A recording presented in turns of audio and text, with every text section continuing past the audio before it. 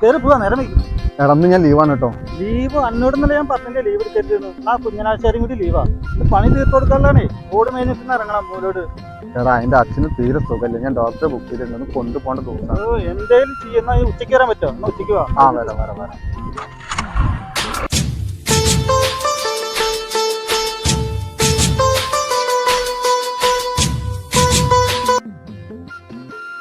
ആ ശിവേട്ടാ, എങ്ങനെയുണ്ട് നെഞ്ഞുവേദന? ഡോക്ടർ എന്താ പറഞ്ഞു? ഏത് ഡോക്ടർ?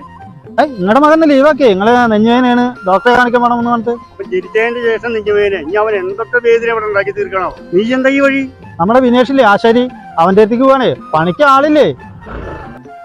നിന്റെ മകനെ കണ്ടോ? അന്റെ പിന്നിന്ന് വേർപെടലില്ലല്ലോ അവൻ. അവതപ്പം അങ്ങോട്ട് പോയിട്ടുള്ളൂ. ആ കുന്നുംപുറത്തേക്ക് ഏതൊരു പെരപ്പണിക്കുള്ള കഴിക്കോലുള്ള മരം ഉണ്ടെന്നോ മുറിക്കാൻ വേണ്ടി അങ്ങോട്ട് പോയിട്ടുണ്ട്. ഇപ്പൊ വരും. തന്തപ്പനെ വിളിച്ചു.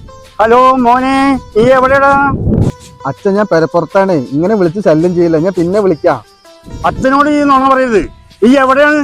അച്ഛനോട് അച്ഛൻ ഞാൻ നുണ പറയോ? എനിക്ക് എന്തൊക്കെ പണി കിടക്കണമെന്ന് അറിയോ? ആദ്യം ഉത്തരം കൂട്ടണം, കൈക്കോല് വെക്കണം, പട്ടിക അടിക്കണം, പിന്നെ അടിയിന്ന് ഓട് മേഞ്ഞു വരണം, ലാസ്റ്റ് മൂലോട് വെക്കണം. എന്തൊക്കെ പണി കിടക്കണം അറിയോ? അച്ഛന് ഫോൺ വെച്ചേ, ഇവിടെ ഭയങ്കര തിരക്കാ. എന്നാലേ എന്റെ കുട്ടി പെരപ്പുറത്ത് കയ്യെടുത്തിട്ട് ഒന്ന് തിരിഞ്ഞു നോക്കിക്ക. ഈ പെരേമിലാണോ ഈ കൈക്കോല് വെക്കുന്നത്? തന്റെ പെരയാണോ അതോ വേറെ വല്ലവരുടെ പെരയാണോ?